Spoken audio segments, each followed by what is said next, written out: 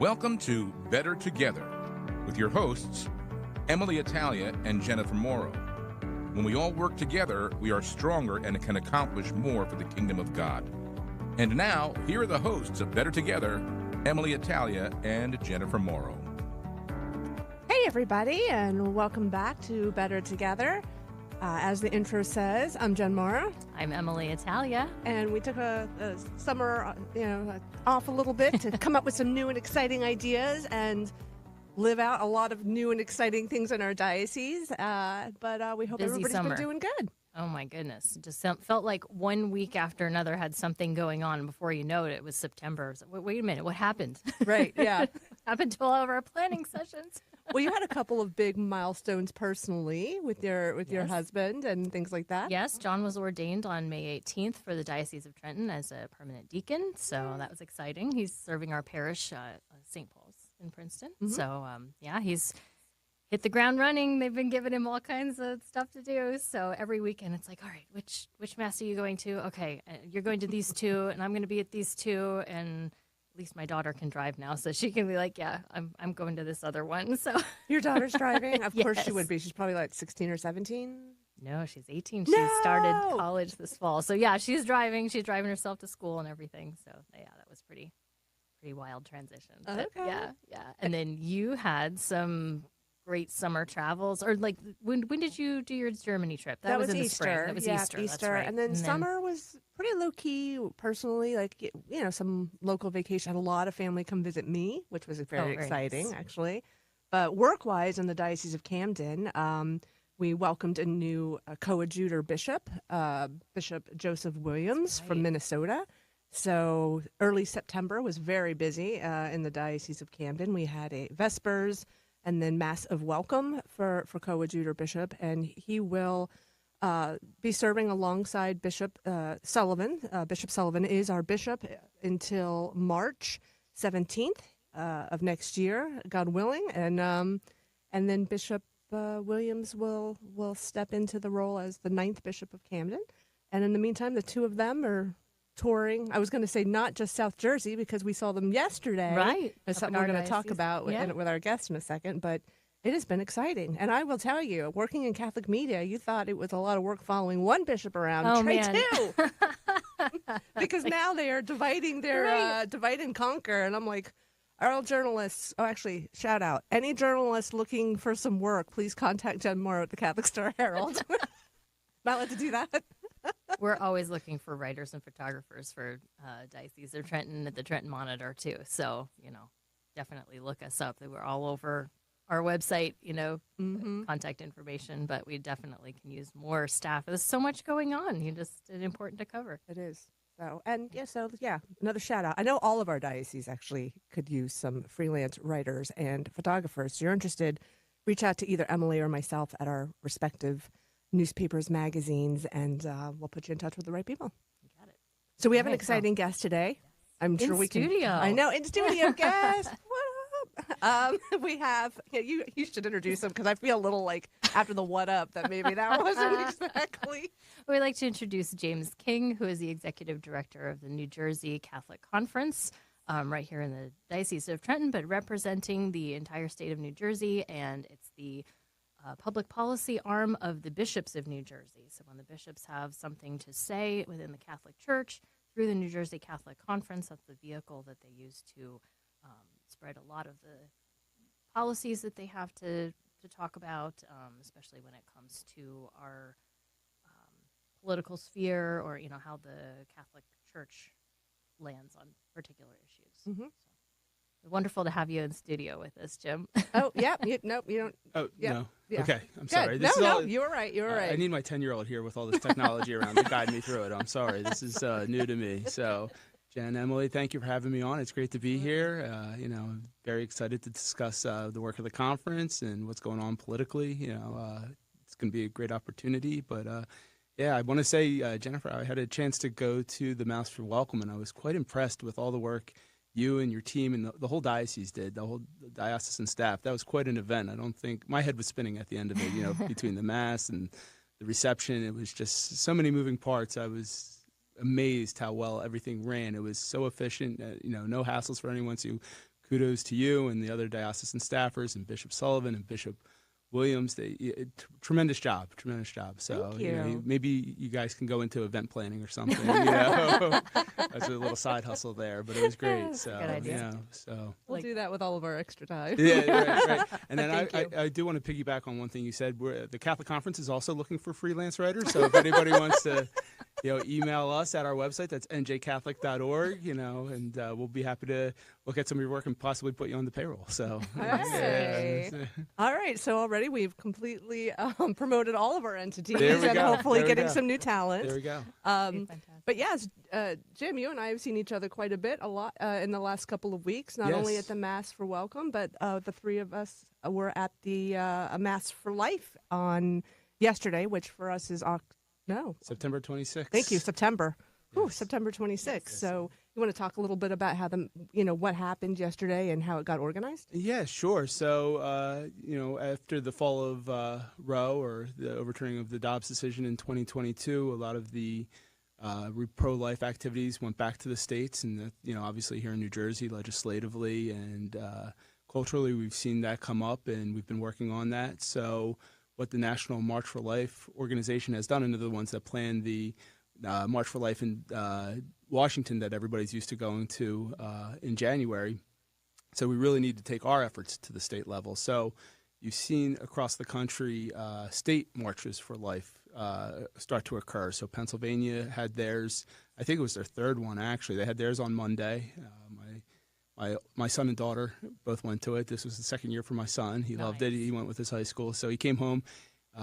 Just a little aside here, we are close friends with a couple of priests from the Archdiocese of Philadelphia, and one of my former classmates, I was in the seminary for about 6 years, one of my former classmates is now one of the auxiliary bishops of Philadelphia, and he's known my son since he was an infant, and he's come over and had dinner with us, and we were invited to his Episcopal ordination, and our friend saw my son at the march and went up to him and asked him how he was doing, and my son felt like a rock star. He's like, "Oh, Bishop so-and-so, Bishop Cook came up and said hi to me, in front of everyone." So he felt like a VIP because he had Bishop coming up and saying hi to him. So that was Pennsylvania's on year 3. I know Connecticut, I believe, had their first one earlier this year, and then other states have had them. So they're popping up.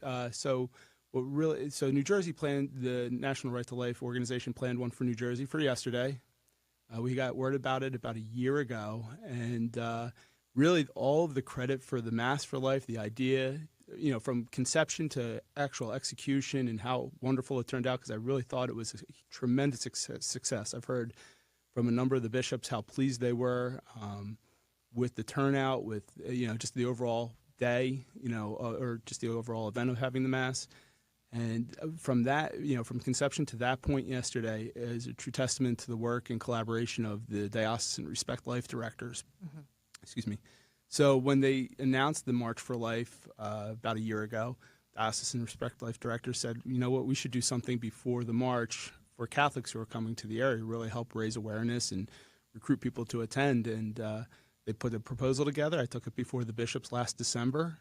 The bishops agreed. They said, "Yeah, this is a great idea. Run with it." And it was the planning of it. Yeah, both of you probably know the planning of any event doesn't come without its challenges, and especially when it's the first time. The first time, all you hear at times are the possible pitfalls or the possible, this is what's going to go wrong. This can go wrong, and you really felt. I mean, at least for myself, as we got into this home stretch, like the last 2 weeks of planning.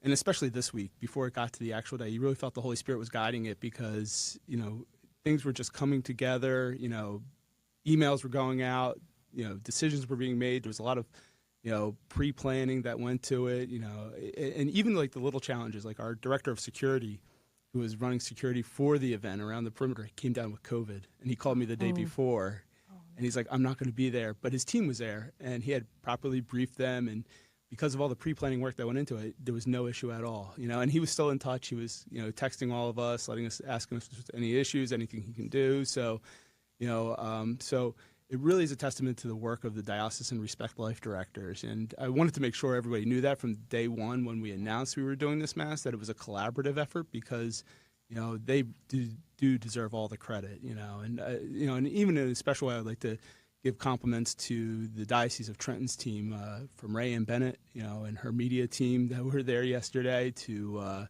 Father Mike Hall and Carolyn Norbert from his office, the Office of Worship. I mean, they did such a spectacular job. It was one time where I didn't feel like I had to overbear on people or try to micromanage. It was like, oh, you're taking care of it? Great. You guys are the pros. I'm just going to stay out of your way and try not to mess anything up. So it was a spectacular day. I think all told, we had around 1,200 Catholics attend the Mass, interestingly, when we went over to the rally, it was the rally was filled with Catholics. It was, we got there and, there was maybe 150, 200 people in the State House Annex Square. Mm-hmm. And I walked up and somebody said to me, "Where's everybody?" I said, "Don't worry, they're all coming. They're all coming from the cathedral." And I think it took a good 20, 30 minutes for everyone to process from the cathedral or walk from the cathedral to the annex. So, and then the square just filled up. It was, it was. And it was definitely something to see. Like if anybody was not couldn't attend the Mass on September 26th. 26. I don't know why I can't remember what the date is, but it was live streamed on diocesan media from Trenton. Right. So if you go to youtube.com/Trenton Diocese, right now it's the first video that comes up. Mm-hmm. And it was also transcribed in Spanish. So if you need the Spanish language, they have that available as well. And what was so amazing is they had no idea, since this was the first one, how many people to expect. And so they said, we just have to plan for a full cathedral, and it was full and then some. Right. And they had the overflow downstairs, and so many schools came from all across the state, all the way from Newark and Patterson, and it was just impressive. It was so beautiful to see all of the Diocese of New Jersey filling the cathedral, as EmmaLee said, downstairs, and then all of the bishops from across the state up on the altar and celebrating Mass together. And priests from all over the state. So it was really a true Better Together moment. It was. It was, yes. I think that's what we'll entitle the Mass for Life next year. The Better Together Mass. I like it. We'll brand it. We'll make you guys the main sponsor for it. We'll do it again next year. We're definitely doing it again next year now. Yeah, I always say if. I say God willing. I was taught that. My third grade teacher, Sister Mary Ellen, always said God willing. Nothing's ever promised. Just say God willing every day. So. Well, we've laid the groundwork, so it would be a shame not to pursue saying no. Now that we know the blueprint, I think it's definitely going to lead to future statewide events, not just for life issues, but for other issues. Because early on, some of the challenges as I was talking about, some of the challenges we faced was the unknown.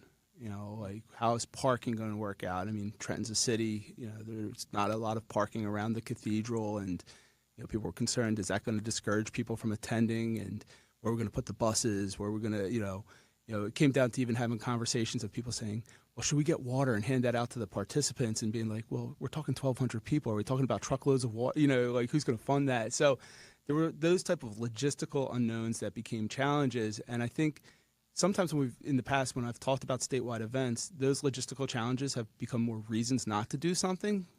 But now that we've proven we can do it, I do think you're going to see an openness and a willingness to do it again, because like you said, EmmaLee, we have that blueprint now, and there's no reason not to do it. So you're right. I do think we're going to be doing this again next year, God willing. And see, it comes out just like habit right there. I just say it. There you go. But I do think we will be doing this again, and hopefully we'll be seeing it again with other statewide issues and statewide events. So great. Well, everybody, I definitely think you should go check it out on live stream. Bishop O'Connell preached the homily. It was a very bold, I thought, homily, a very powerful homily. If you don't mind, I'm going to just read a little bit of it. Sure. Is that okay? Yeah. Yeah, because I just thought it was very quotable. Yes, it is very quotable. And as the writers here, I don't even know where to start quoting because it was all phenomenal. But I'll just read a little bit of it so that everybody is tempted to go. Unabashedly strong in his message. Exactly. I was really, really edified hearing that. And, I'm sure we've all heard it. I'm sure you heard it too, Jim, is that, talking to people in the pews even before, is that's what they said that we needed. We need to be bold, right? Yeah. That's what, and then so today, Bishop O'Connell, I'll just do some of the highlights. He said, today in Trenton, we in all the dioceses of New Jersey affirm that duty to protect. One need not be a Catholic to express and believe it. One needs only to be a rational, honest human being. Then he goes on to say, we, all of us, every one of us created by God as we are. That is truth. And he goes to quote Jeremiah, before I formed you in your mother's womb, I knew you. So he says, our creation, our very lives, therefore, are no mistake, are never a mistake, are no accident, are never an accident. That is the truth. And then he says, we cannot be a Catholic without being rooted in our deep convictions. I'm totally messing that up. Let me start that over. But one cannot, however, be a Catholic without that conviction rooted deep in our souls as a preeminent priority of our Catholic faith. You know, he really said, this is who we are as Catholics. Yeah. It's our duty to protect as Catholics. And then we served as that witness by going up to the State House Annex, and there were so many speeches, and then people of all ages, from infants to those in wheelchairs, marched. It was a very diverse group, I thought, yesterday, you know, from ages to cultural backgrounds, even to faith denominations that were represented. I mean, Catholics obviously were the majority there, but there were other faith groups represented, and I thought that was such a, you know, it was such a New Jersey thing because we're such a diverse state, so it was good that we had a diverse March for Life. But I just wanted to mention, going back to the schools, I was most impressed with the students when they marched yesterday. Everything, for the most part, was a peaceful march, but we did encounter a couple of instances where people were expressing their disagreement with us as we were walking through the streets of Trenton, and some of these students did not hide their pro-life convictions, you know, in a very peaceful way, kind of just countered, held up their signs as they walked by. And, one individual in particular that I recall seeing yesterday was quite hostile and used some very choice language towards the crowd, and use some hand signals towards us. Oh my goodness! And these students, they didn't hide, they didn't walk away. They just held up their signs and smiled at them. And I thought to myself, gosh, at that age, I don't think I would have been able to do that. I've been too worried about looking uncool or being unpopular. And I give them all the credit in the world. It was just it was an amazing testament to see somebody people that age kind of stand up for what their beliefs are in that. That is a great segue to what else we're going to be talking about, which is civility and discourse. But before we get there, since we are going into October, and which is Respect Life Month, just kind of wanted to regroup. But how do you think that the Respect Life movement has changed since it went from the federal level to the states? Like, has it lost some of that momentum, or what we saw yesterday has it rekindled? I don't think, from in terms of a conviction standpoint, I don't think that's lost. I think people are as committed to the pro-life movement as they were 2 years ago, fighting for the dignity of life from conception to natural death. I think what we're at is a crossroads of how do we re-strategize. Everything had been focused on Roe for 40-some years before the Dobbs decision. And the church was doing a lot of great pro-life work before that. So, we heard talks on Rachel's Vineyard and Project Rachel yesterday. And, the one thing I want people to understand is that's been around for years. And that wasn't a result of the Dobbs decision. The church has been doing that type of healing ministry for years. The same with any type of resources we give for helping moms in needs. We've been doing that for years as well. And I think because we were so focused on overturning Roe at the federal level, those efforts may have been overshadowed to the wider audience.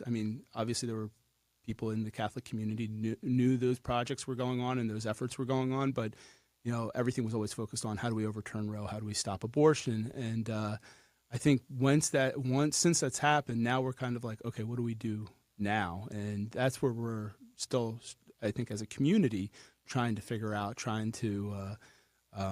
come up with the next strategy, and it's hard it's like turning a tanker, it's not turning a car. You're on a course for 40 years and all of a sudden you have to change course a little bit. So, I was talking to my jiu-jitsu coach the other day, and cause I'm preparing to test for my next belt, or hopefully my next belt, but I'm just preparing to take a test in jiu-jitsu, and one aspect he pointed out about my current status, because I'm a white belt, I'm still learning, been doing it for a year and a half, and he says you've become too focused on your defense and getting out of trouble. You're not learning the offense. You're not learning how to go on the attack. And that's honestly what I've done for last year is just learning how to protect myself. And, I've gotten to a level where now I can get out of a bad situation from somebody who's my skill level, maybe a little bit higher. The guys that are more experienced just treat me like a rag doll. And, it's quite comical. My son likes coming to class and watching some 145-pound guy like throw his 270-pound dad around and, beat him up, and they cheer him on and everything. But the correlation I'm making here is I think, for 40 years we were focused on overturning. And now, like just with my jiu-jitsu, now I'm kind of able to get out of a bad situation, but now I'm stuck because I'm like, I haven't trained offense. I don't know what I'm doing. Like I sit there and I'm like, oh, what do I do now? I've never been in this position before. And I look just as confused as I did on day one. So my coach was pointing that out to me. And I think there's a little bit of that in the pro-life movement. We were so focused on overturning row. And even though we had these other projects going on, now it's like, what do we do now? We weren't ready for this position. So, and again, I think there's a lot of good work going on. I think there's a lot of dedicated people. So I don't think we've necessarily lost momentum. I think it's just how do we direct that momentum? How do we direct that energy and go with the new circumstances? A couple of statistics that were brought out at the rally, but some of the speakers were that the pregnancy resource centers that are available throughout New Jersey and throughout the country. I was actually really surprised by these statistics. I think it was said that there were over 50 in New Jersey alone, and I think the statistics they had for 2022, they served over 23,000 men, women, and youth, and they provided services valued at more than $3 million, and that was without any state or federal funding. So the shift that you're talking about, I think, is in our response to the people who need help so that abortion becomes unthinkable. Mm-hmm. So that I've noticed that vernacular coming out. We want to make it unthinkable. Yeah. We want to change hearts and minds, less about, the laws, because, we still are fighting for the lawmakers to recognize the dignity of all life. But at the same time, we have the power to do something on the ground. And I'd also heard that there are over 3,000 of these centers across the United States. So these, I think, are growing in support as people realize, okay, we're going to have to do something in our state to respond to this situation now that it's gone from a federal to a state level. Yeah. EmmaLee, you bring up a great point about the changing of hearts and minds and responding there. And, we obviously have to continue focusing on the legislature and policy and what's being proposed and discussed and debated. I mean, if we didn't do that, I wouldn't have a job. But so that's important. But I think sometimes people fall into the misconception that if we change a law, and I think Dobbs is the example of this, if we change a law overnight, there's going to be this miraculous conversion of culture. And that's obviously not the case that we're experiencing right now. And, my job, from my perspective, is challenging because I'll give you another, and this is a troubling stat. Pew did a survey of Catholics back in the spring, and they found 6 in 10 Catholics that they polled do not agree with the church's stance on abortion. So 60% of the counts, right? I'm sorry. Has that changed since well, you're the seeing Dobbs the number decision? creep up. Yeah, I don't know what the percentage increase is off the top of my head, but yes, you have seen it go from, I think it was almost hovering around 50-50 or 49-50, and now it's clearly gone above 50% disagree with the church. So so from my perspective as, the lobbyist for the church and the state and our team, if there is a bill proposed or a regulation proposed and I go in and try to talk to a legislator about it, saying I represent the Catholic community. Well, they read the same polls I do. They read the same news I do. In some cases, they don't read the same news because they only read the secular news, and we know sometimes we don't get the best representation, or the most accurate representation, I should say, in the secular media. But, so if I go in and say I represent Catholics, we don't support this, they're like, well, Pew's saying 60% of the Catholics they surveyed don't even agree with you. So, you need to have that cultural change to have that legislative change. It's not enough to think that the legislative change is, all that we need. Obviously we have to be vocal. We have to be bold, just as Bishop O'Connell was yesterday. We have to proclaim the truth. We can't shy away from it, but we can't limit our focus. And this kind of goes back to what you're talking about, post Dobbs, the momentum. We can't limit our focus to just legislation. We really have to get out there and change the culture. Mm-hmm. Definitely true. Did you have more that you wanted to ask about or shall we segue to the segue? I'm just Do you making want notes. to go? You want to go into follow up. Brazilian Jiu-Jitsu a little bit? I'm a little bit more comfortable Kind now. of, to be honest, a little bit. Kidding. A little bit. Okay. We could schedule that for another be part podcast. two. Okay. Yeah. Faith in sports. Yeah. There you go. Faith in jiu-jitsu. Finding Jesus as you're getting choked or something. Yeah. Yeah. Finding Jesus in jiu-jitsu. I have many come to Jesus moments when I'm training. Oh, So. So let's change. Like I said, October is Respect Life Month, but I think that the webinar that you're having when we're talking about civility and political discourse is also Respect Life, because it's all about treating each other as humans. Yes. So I think it's a perfect month that y'all are having the webinar. I agree. I'm sure I you agree. planned that. And Yes, exactly. When we looked at our calendar for the year, we said October because it's Respect Life Month. Let's do a webinar on civility. Have nothing to do with the national election coming up in November. Yeah, that everybody wants to talk about. So for those who didn't hear about it yet, it's been reported online, but it'll be October 9th at 6:30 p.m. And the webinar will be Blessed Are the Peacemakers. Yes. And Jim will be one of the panelists. Correct. And then the other two panelists are other... So we have a representative from USCCB, EmmaLee Novak. She is the Director of Education Outreach for the Department of Justice, Peace, and Human Development. There might have been a change to that office title. So, EmmaLee, apologies if when you hear this, listen to this podcast, if I got that wrong. And then my counterpart from the Pennsylvania Catholic Conference will be joining us, Eric Failing, and he'll be bringing the Pennsylvania perspective to our discussion on faithful citizenship. I think people should be interested in that. Pennsylvania is obviously a battleground state, so although we deal with, there's a lot of overlap in what we deal with come election time and on these issues. I think it's maybe even like on steroids in Pennsylvania, just because there's so much attention on that state. I mean, nobody really looks at New Jersey at a national level, unfortunately, as being a battleground. So he's obviously facing some challenges that we're not used to here in New Jersey. You don't have to face when it comes to talking about elections and national elections. So I think it'll be helpful for Catholics in New Jersey to hear that perspective. And we're going to go back and forth, talk about best practices, in terms of preparing yourself for the election, best practices in terms of bringing civility to politics and your political discourse and your discourse on public policy. And it's easy to forget when it's such a charged atmosphere and there are so many contentious issues at stake, and the candidates don't really see eye to eye on very much at all. So it's difficult as a Catholic to know not only what to do at the ballot box, but also how to have those discussions in a way that you don't burn bridges. Yes. With your colleagues, with your family, Sitting because across the life goes table. on after the election, and we Yes. have to be able to get along with everyone.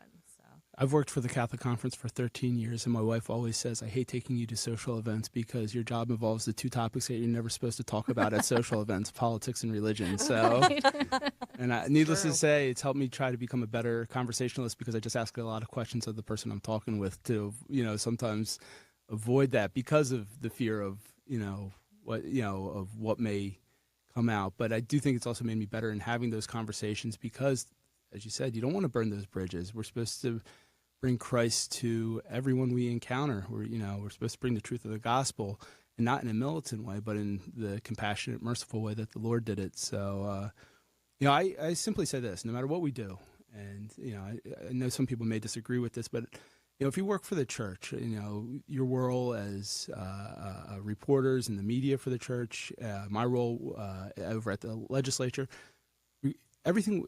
Single person that works for a church, it can be boiled down to this. We're all called to be evangelizers. I mean, that's the common thread of all of our work for the church. Now, we bring our talents to it, and the Lord has us do very specific missions, just like Paul talked about in his epistle about, different parts of the body have different functions. But we're all called to be evangelizers, and what changes is who are we called to evangelize to? I look at it like I'm called to bring the gospel to the State House, and what is the best method to do that? Is it branding pitchforks and torches and, fire and brimstone, or is it bringing it the way Christ brought it, even to people who may not agree with our message?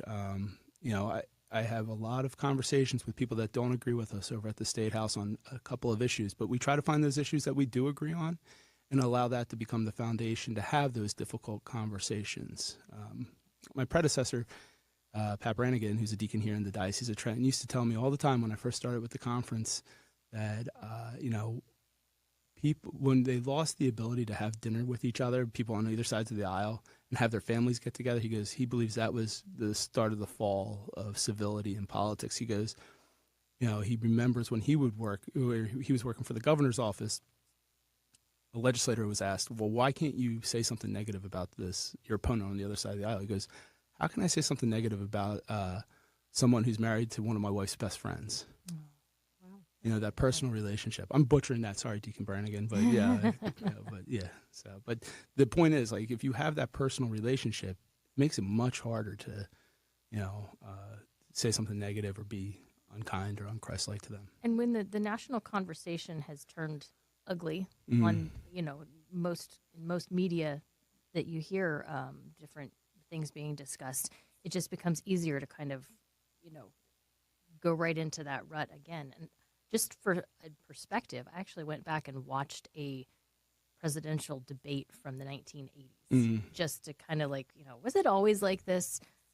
The contrast could not be more evident. Just even though they were diametrically opposed on different subjects, there was a respect that took place. Like there was a different mannerisms.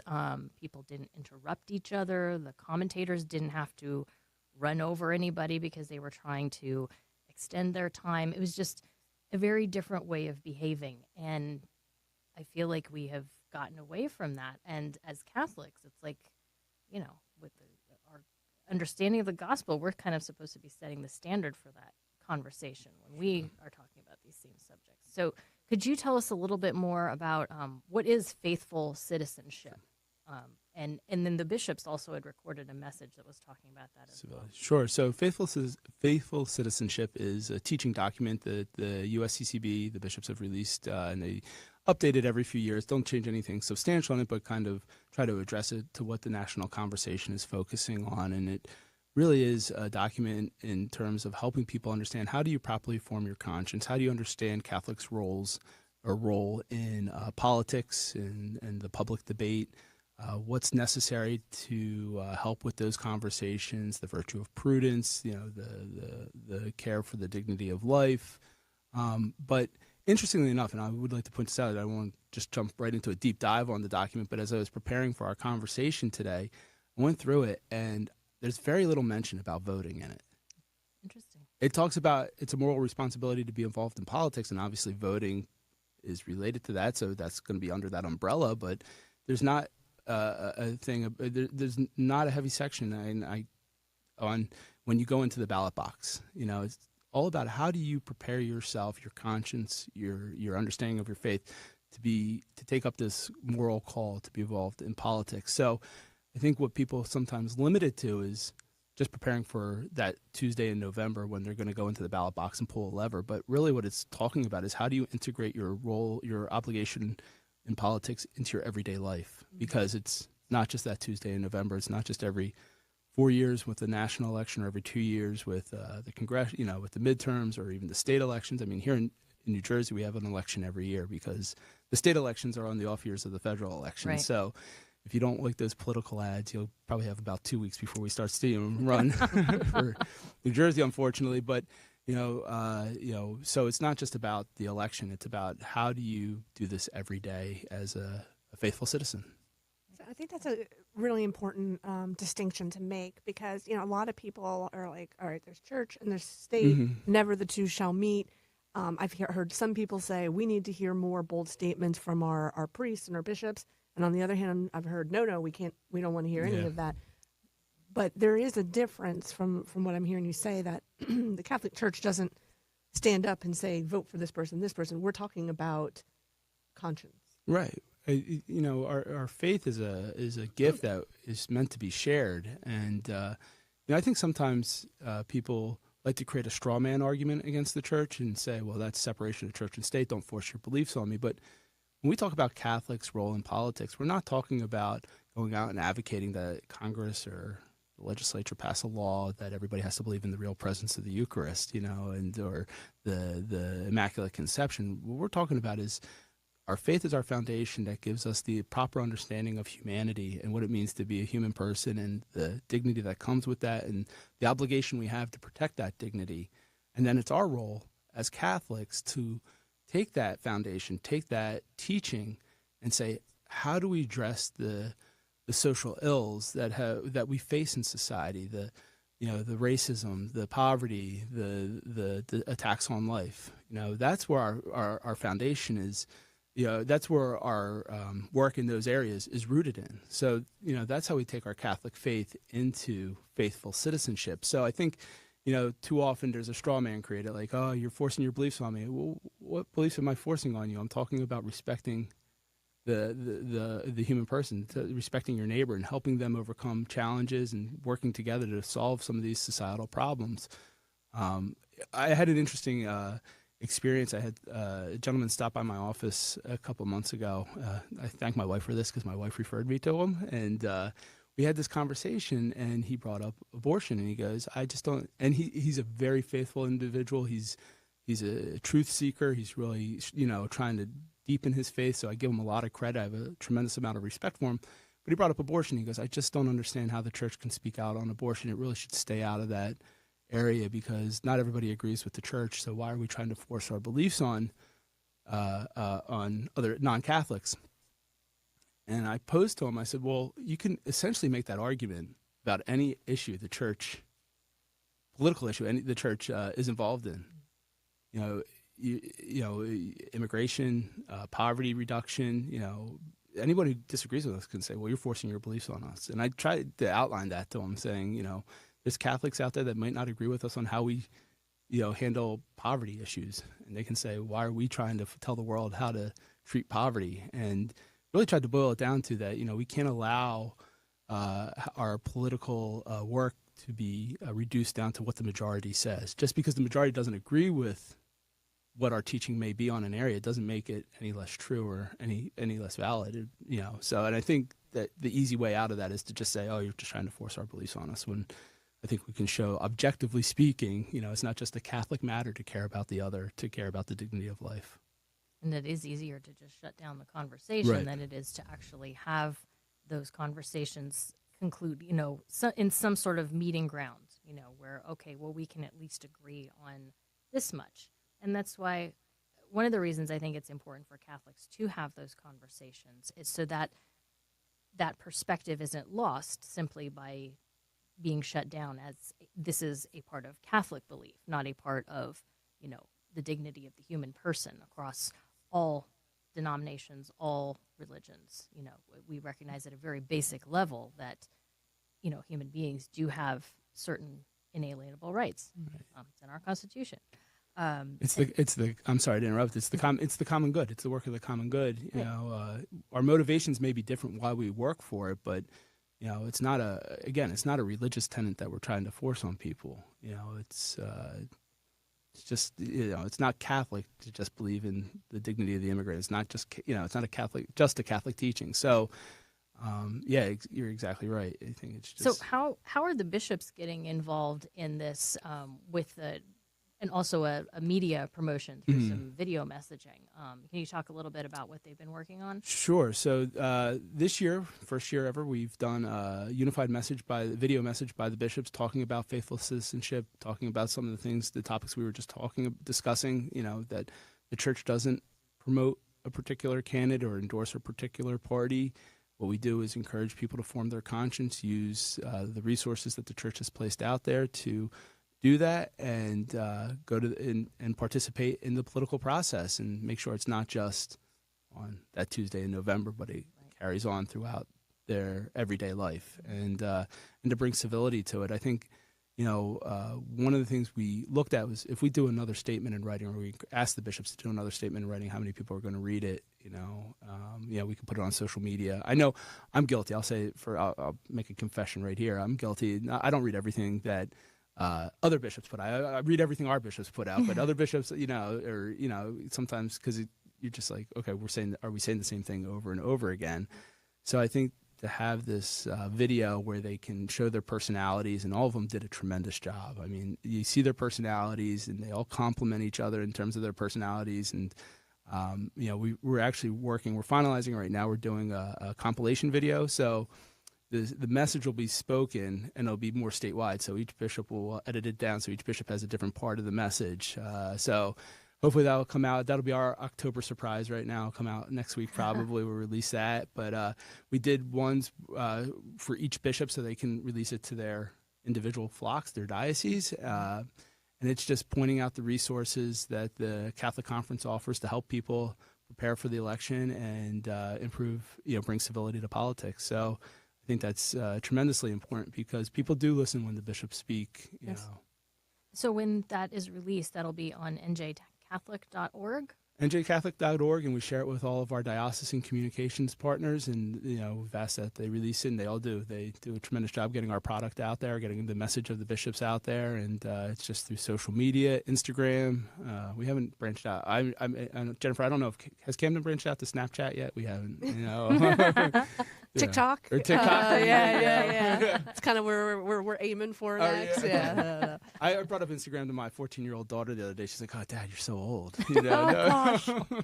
Yeah. So. No, we're everywhere actually, so. But I still call Twitter, so I apologize because I'm like on Twitter, and my boss is like, "You mean X?" I'm like, sorry.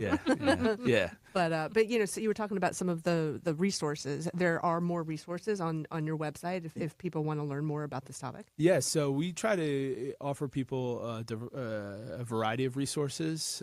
We have important information on election dates. New Jersey has early voting, early in-person voting, mail-in voting. So we put all that information out there, when that's going to start. We encourage people to place it on their calendar so they get a reminder and they know.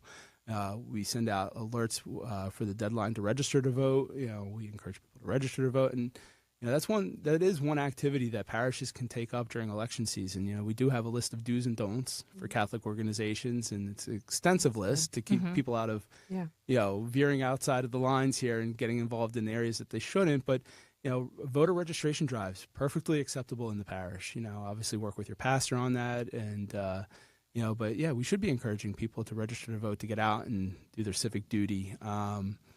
What else? We have one of the topics one of the resources we offer now is a candidate resource guide. So in the past, people would look for the church to do a questionnaire of candidates, and it's just such a low response rate. And we wanted to use the virtue of prudence that faithful citizenship talks about. We said if we publish a questionnaire that only has certain candidates' responses, does it give the implied or the perspective that we're endorsing those candidates without? So what we do is, in the spirit of faithful citizenship, is saying it's the responsibility of the individual, to form their conscience. We provide the resources.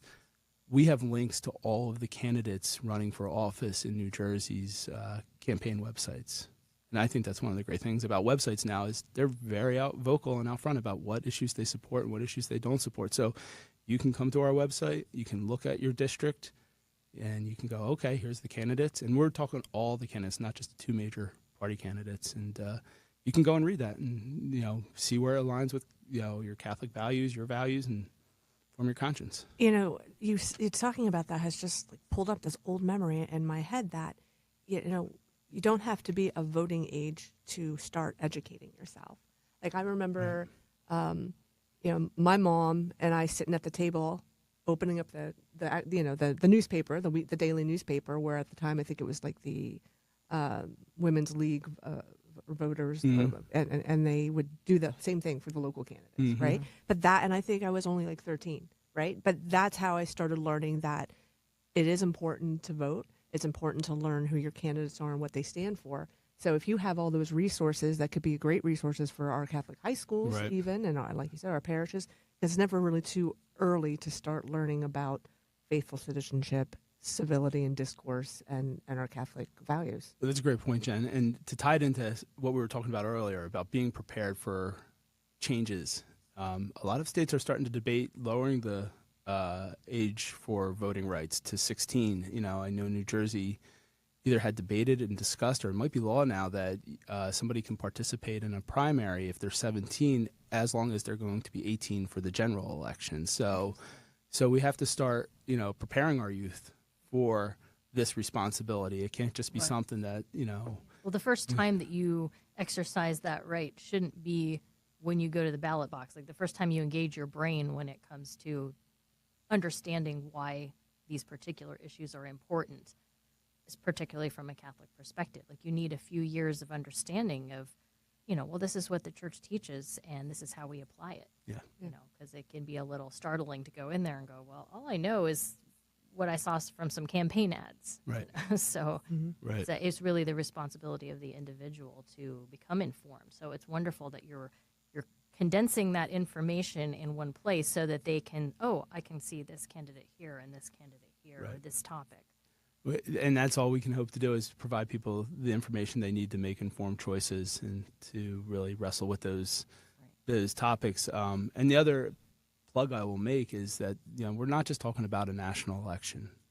Everybody likes to talk about the presidential election, but having worked in politics and in government before I joined the Catholic Conference, I think you see a greater impact to your day-to-day life the more you're involved in your local government. I was going to say something school about bo- voter voice. Yeah, so Yeah. so the attention often goes to the national and the presidential, but you want to be involved in government. You want to see your vote count. Don't just vote every 4 years for a national election. Know who's running for school board. Know what the issues are. Know what's going on in your municipality. Vote in your municipal elections. That's really the grassroots change that can come about. So, I'm making a plug. Don't just make it about every 4 years national election.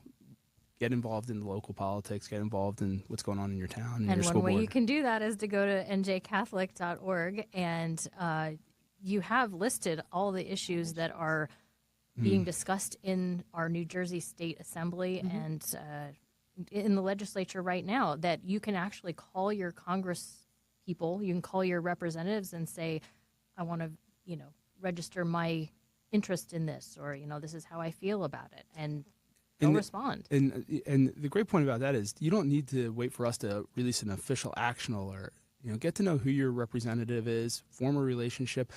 Talk to so many parish groups on non-election years, and they want to do something. I'm like, well, have you reached out to your two assembly members or your state senator? And they're like, well, no, it's not an election year. No, there's no issues. Well, reach out to them.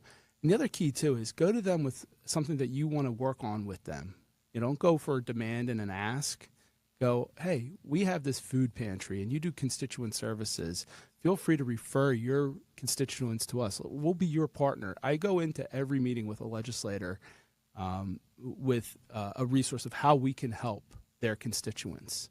And I say to them, I want you to make sure we're not just here asking you for things, but we see the common, it goes back to faithful citizenship. We see the common work that we all share. And it goes a long way in building relationships. And it makes having those difficult conversations a lot easier because they respect you, you respect them, and you can have that conversation. Right, you develop that relationship so that when things come up, they may be reaching out to you. And I have it at least a couple times a month. I get a phone call from a legislative office saying we have someone, and our Catholic Charities agencies in New Jersey rock, so they always respond. So. Oh, that's awesome. And we talked already a little bit because of the march, the ecumenical of our similarities of the respect for dignity. These resources are good for not just Catholics. That's right. Right? That's right. Yeah, this is out there for anybody who just wants to make an informed decision right. about where our candidates stand and take it to prayer yourself. I agree, and even at the elementary level, I was having breakfast with friends last Friday, and somebody asked the question, "Who's your federal senator?" And nobody at the table. I stayed quiet, but nobody at the table could answer, and they're like, "I think and they were naming congressman." I think one person named somebody who had passed away and never ran for politics, but was never in office. But anyway. You can come to our website and get a basic Civics 101 lesson. We have all the names of the legislators, their contact information, their districts. So, well, we only have a couple more minutes left, so I do want to just dive into the webinar one more time to remind people when it is and what it is. It's Blessed Are the Peacemakers. The full title is Blessed Are the Peacemakers, Preparing for the Upcoming Presidential Election and How Catholics Can Bring Civility Back to Politics. And it's Wednesday, October 9th at 6:30 p.m., and you can do it from the comfort of your own home. It's a webinar. And there's a means to sign up. Is that I know we promoted it in the Monitor, and then is it also on the landing page? It's at on NJ our Catholic? website. You can go right to njcatholic.org and our banner, click on the banner, and it'll take you right to the registration page. And, this is key. We're also going to simulcast it in Spanish Oh, nice. this year. So, I love it. yeah. Okay, So, well, that's good to yeah. know. I'm going to let. We also ran it in the Catholic Star Herald. Just want you to know that. That story was written by somebody I know very well, EmmaLee Italia. But yeah, so if it's going to be in Spanish too, I Same think- registration page. Same registration page. mhm, Okay. Yeah, and we're going to use the Zoom feature to have somebody translate it. It's going to be like I was at a UN conference or something. Oh, I'll wow. be talking, and they'll be translating it in real time. Fantastic. So, This is and we do high-tech. have our promotional materials in Spanish as well. Oh, good. Yeah. We have been, So yeah. Oh, I great. think, yeah, Thank you. pushing that out. Well, you guys are been doing a good job over there. I'm sure that is a lot of work to get all those resources together and pull all that technology together. It's a team effort, and nothing gets done without the team. And we have a lot of help from the diocese, so we're a small shop. But again, just like the Mass for Life, nothing comes together unless you're willing to collaborate and work together as a team. Yeah. For sure. There you go. I'm excited to hear the conversation with you and with EmmaLee and with Eric. Just, your different perspectives from your different regions and constituents. So Yeah, the pressure's on now. yeah, And before we run out of time, I'm going to give my own little plug. you should. So, all right. A week before the webinar, the Diocese of Camden has a similar event coming up. It's called Civilize It, Living Authentically Catholic in a Divided America. It'll be October 2nd from 6:30 to 8 p.m. at Christ Starlight Church in Cherry Hill. And we will have 3 speakers. Father John Thomas, he's the pastor of Christ the King in Haddonfield. Dr. Maria Elena Hellion, who is our executive director of Catholic Charities of South Jersey. I see we were talking about our Catholic Charities. Catholic Charities Dr. friends. Yeah, Maria's great. Yeah, she's great. Yeah, and Dr. Kenneth Craycraft, he will be visiting the area. He's an author of the book titled "Citizens Yet Strangers: Living Authentically Catholic in a Divided America." So I think there's a definite theme here of that Definitely. idea of division and civility and just trying to get back on track. I like what you said about Deacon Brannigan's.